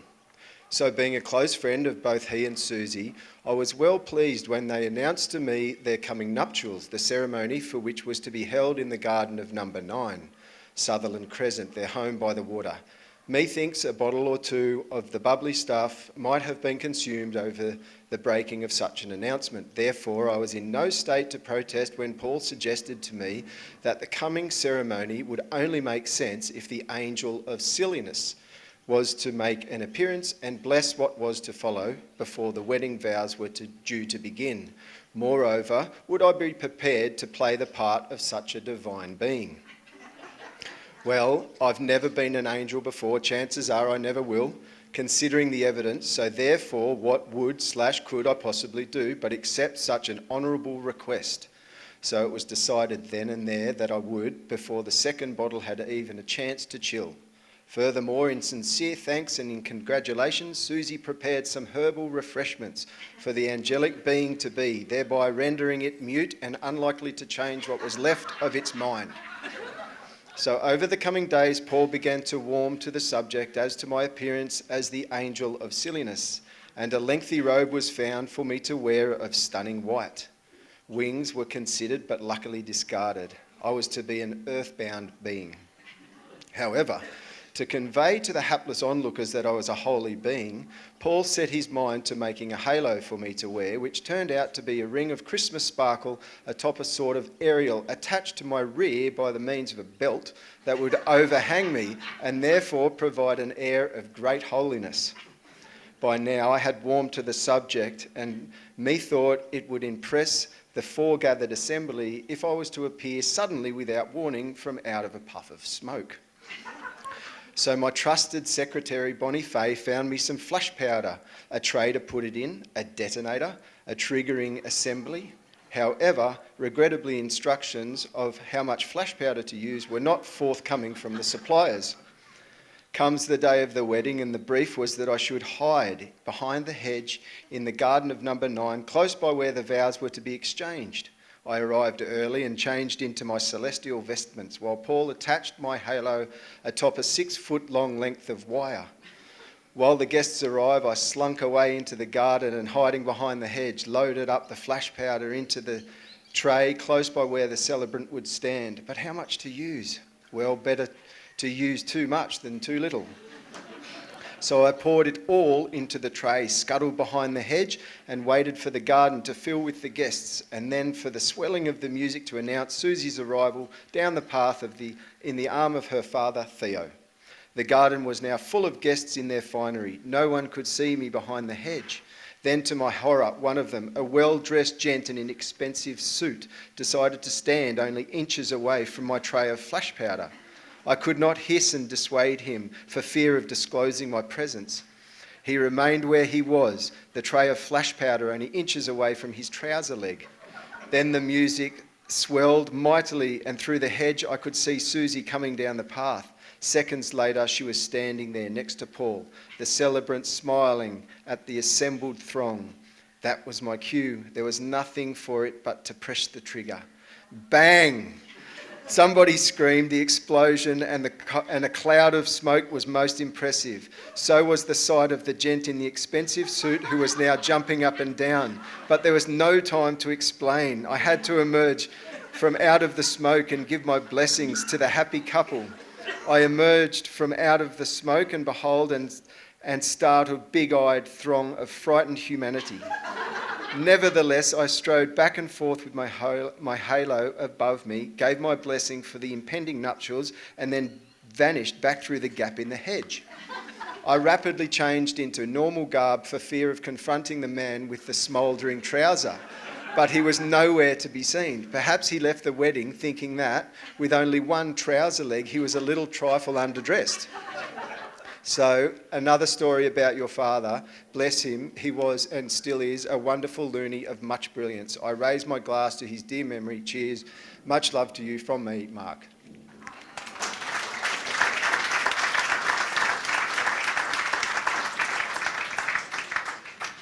Thank you, Chick. And we know that's true because you could never make it up. Never. I'd like to ask China now. She'd like to come and say a few words. Thank you.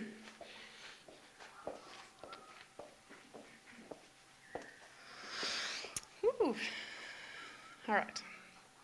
Distinctly shorter.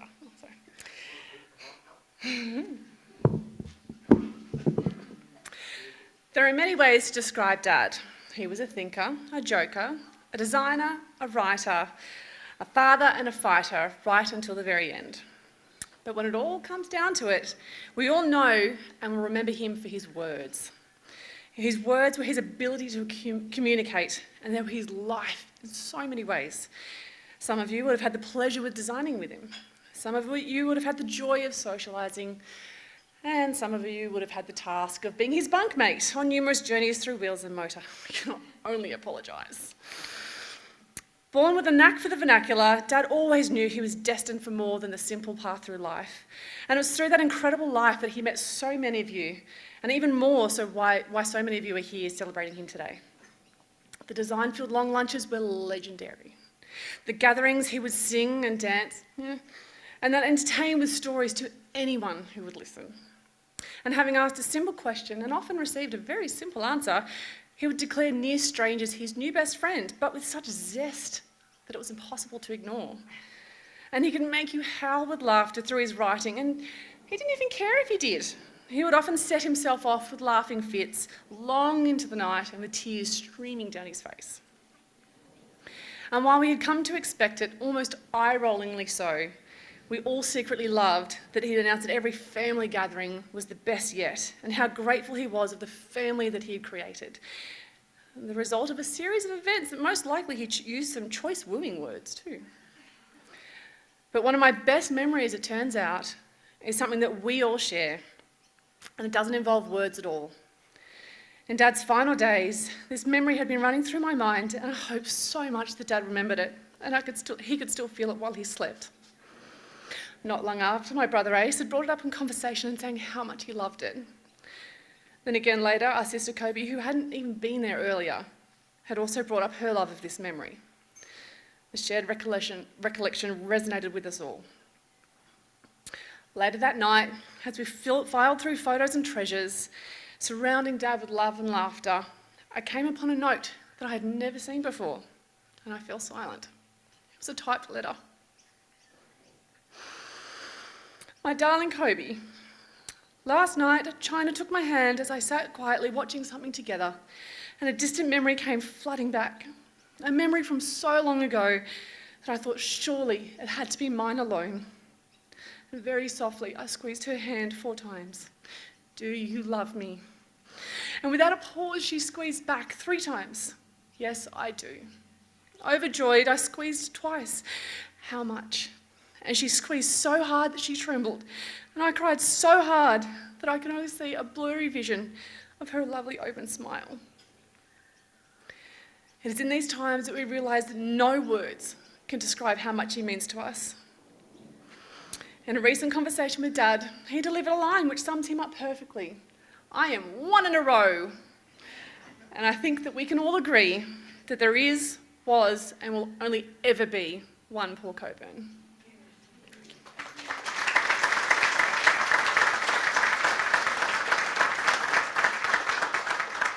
Thanks, China. He was so proud of you guys. He talked about you kids to me a lot, and he was just it was obvious just how absolutely proud of you he was, and every one of you and all the things that you've done and achieved, and he was he'd lose it. We'd be sitting there having a beer and a steak at the pub, and he'd lose his. He just burst into tears at the thought of it, so I fully understand. So with that, I'd like to ask Kobe now, if she'd like to say a few words.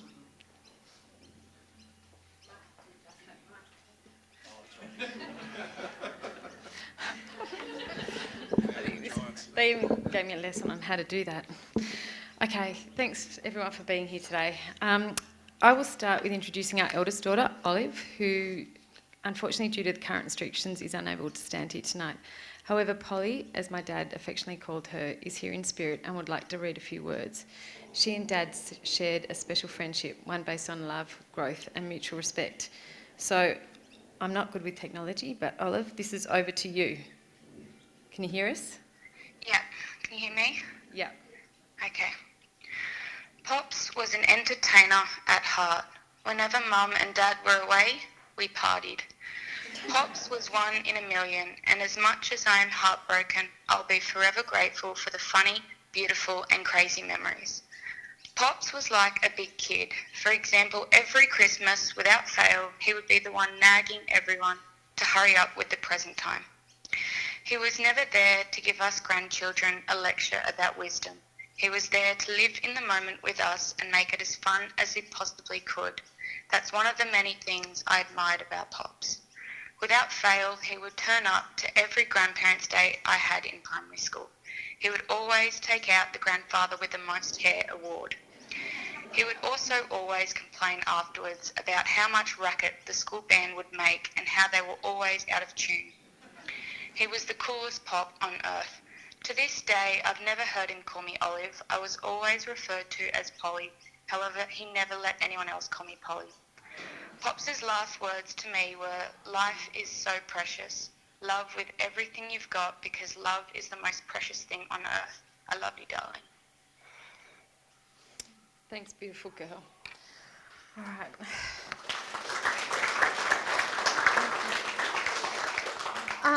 Another few words I'd like to share with you are from our eldest sister, Alex, Dad's first daughter, who lives in London. I was invited to fly over with Dad in 2011 to meet her for the first time and to see Dad radiate with joy as our nav maps brought us closer and closer. You lift up the mic? Sure. No, you're right. You got that? Is that better? Okay, sorry everyone. And for the first time to see Dad radiate with joy as our nav maps brought us closer and closer. He was counting down, 30 miles to go, 10 miles to go, and as we pulled up outside her cottage, I witnessed the very raw bond of a father and a child reunion. After 42 years, the love was instant and the bond was evident, a memory I'll never forget. So these words are from Alex. Paul and I were separated shortly after I was born. He had tried to have a relationship with me, his love child, but ultimately he had no choice except to return to his family in Australia and embark upon one of the most fulfilling lives imaginable. Nonetheless, Paul didn't forget about me and had always hoped to find me. Therefore, it was an honour to finally meet my father, who I knew so little about, and subsequently it's been a deep privilege to be welcomed by his family. My experiences with Dad were a pleasure from the start, and I cannot thank my siblings and Cynthia enough for having the patience and understanding to include me and my children in so many aspects of their life. I know how proud and how happy he was to be surrounded by his children and his grandchildren. You've all given him an abundance of joy, and it is because of this he was a very happy man. I've truly been fascinated to learn just some of his extraordinary memories. We had been messaging and playing online Scrabble almost every day for many years. He maintained his contact with remarkable dedication. I was truly blessed and restored by his humour and his kind words. It is a fact that life can be cruel and hard sometimes, yet it is through these tough times that we learn just how important love is. And by sharing love and positive energy, we can all feel cared for, which helps ourselves heal as well as others. Dad's body may have left this earth, but his great mind and soul will never leave us. I hope and pray he's alive in us forever. So that was from Alex. As I said, a beautiful sister, and I hope that we all get to meet her and hang out with her more often. Okay, so I've got that one down. Now a few words from me.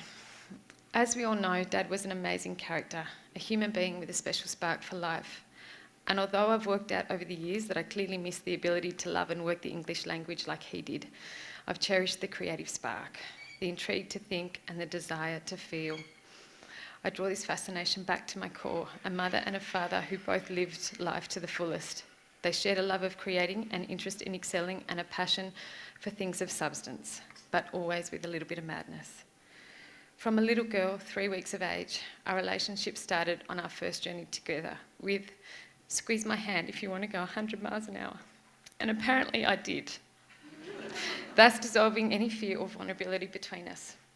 From here, Dad has always fostered my creative insight, from early design field days, where I'm sure I was a serious pain to everybody, through to projects in our own studio. Dad would be there to guide me, to question my intentions, to consider the outcome and talk through any alternatives. From my late teens, when I purchased my first car and enrolled in art school, the dynamics between Dad and I slowly began to change. I was becoming seemingly more settled, and Dad was seemingly more comfortable as we had a common ground. And as he noted in his articles, I was his daughter, but no longer his child. A place I cherished to be. Sorry. From my late teens, when I purchased... Oh, that's the bit I just did. When I mentioned that I wanted to study glass, a material he knew so little of, and make one-off artworks, I think he thought I was truly mad. Then when I brought home my partner, who also worked with glass, I'm sure he thought, oh well, you're both truly now. However, the relationship only became stronger and stronger as the mutual respect between us began to flourish. In my final year of uni, Chick and I made the decision to move back home to Alacia. This was the first time in my life that I'd ever lived with my dad and Mops. We occupied the downstairs flat and would look forward to our regular catch-ups. Falling pregnant, a few months later at 21, Dad was the first person I turned to tell. My friend, my father, I was looking for support. Downstairs at Alacia, I whispered the words, and he looked at me, he raised his glass, and he went to grab a drink, and he missed it and yelled a really another bad word. Chick scrambled straight for the door, I was frozen. He followed by saying, "That was my favourite glass." And hence you guys have all got glasses tonight. The next words were, "Well done, you two can do this." We were nervous and he gave us encouragement, words that dissolved our fear and help us move forward and celebrate our own life of a family.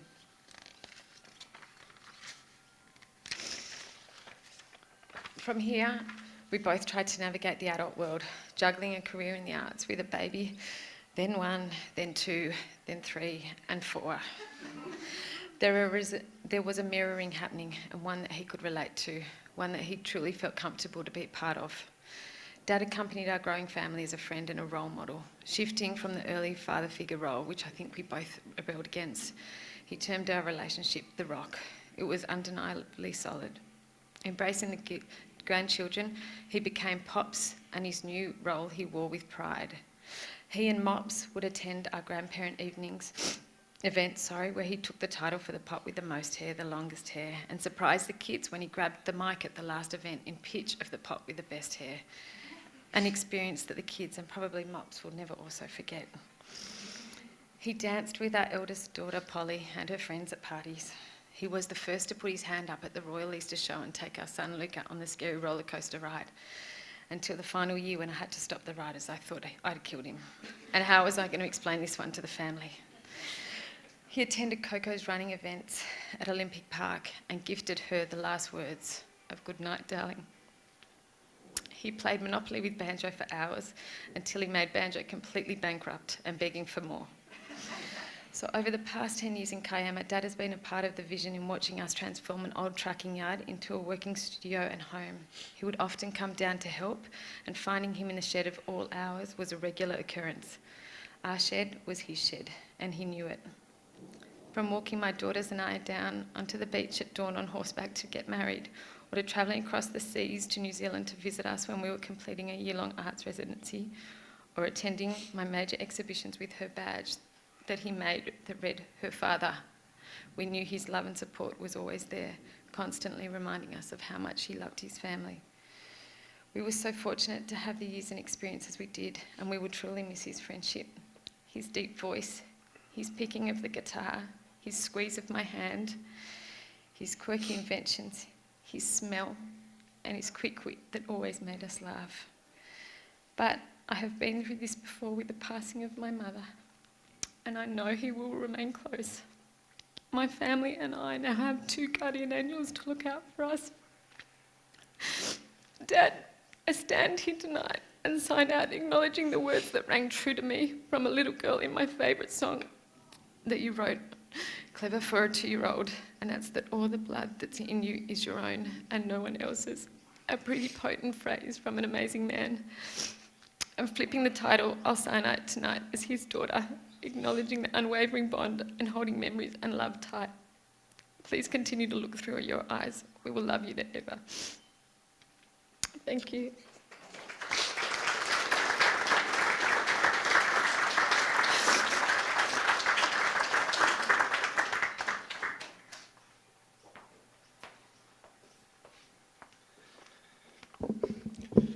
Thanks, Kobe. Squeeze my hand if you want to go 100 miles an hour. I wonder what the magistrate would have said. But thank you. Now, Cynthia, the time has come. Would you like to, please? Thank you.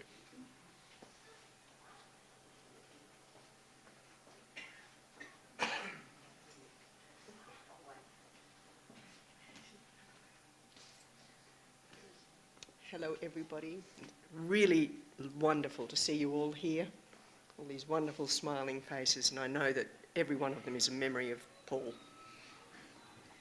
I do want you to know that all the food that you're eating today is here. All the food and the drink is something that Paul loved, including the little jar of Peck's paste. Thank you, Graham, for that idea. Paul was a funny man. It was alluded to his snoring. He, at one stage, he had an international student at the studio, and he, along with a couple of the workers from the studio, elected to take this chap to Outback Australia. He came from Germany.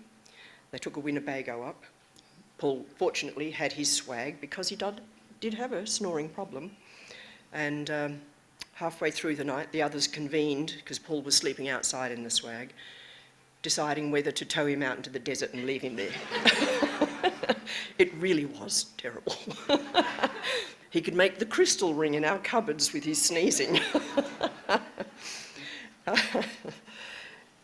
He was a joy, and this last year particularly, he was in such a wonderful frame of mind. He just from approximately, he had a turn in November, he had a brain operation in December, and from February he decided that the rest of his life was going to be joyous, and that's the way he stayed. And he was smiling at the very end. And after he passed, we had to, and he would have liked this, we had to keep him cool. So we thought we had enough cooling things for that, but he ended up covered in frozen peas and rhubarb. And I tucked 2 bottles of chilled white under his arms. So yes, it was joyous till the end, and he would be so pleased to see you all here. He wanted this to happen before he died, but that couldn't happen, so thank you all for being here. It's marvellous. Thank you.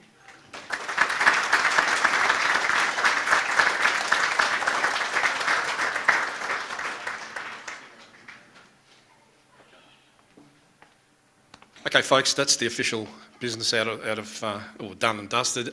If you would like to stick around, I believe there's a bar around the corner. I will certainly be taking a close look at that. And thank you all for turning up. Thank you to the Hopewood House people, and for taking the time to come and remember a great guy. And you know, they often say that you know, that bloke really knew how to live. Well, Paul Cockburn could have written the book. Thank you.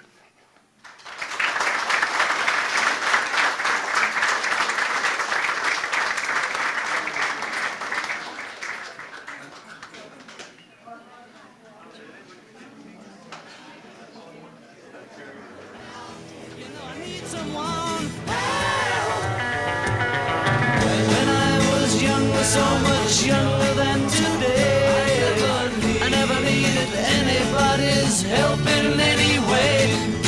But now these days are gone, I'm not so self-assured. Now I find I've changed my mind and open up the doors.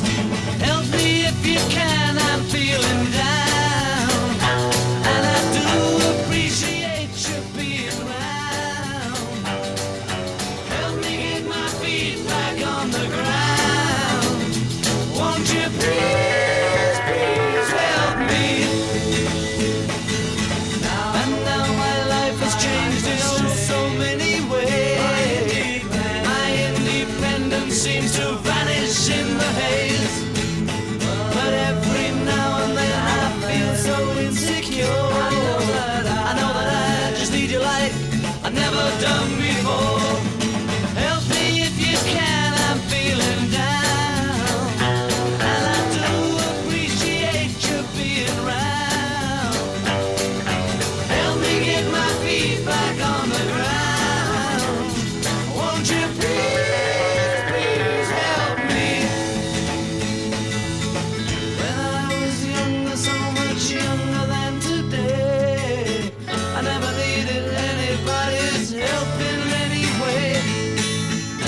Now these days are gone, I'm not so self-assured. Now I find I've changed my mind, I'll open up the doors.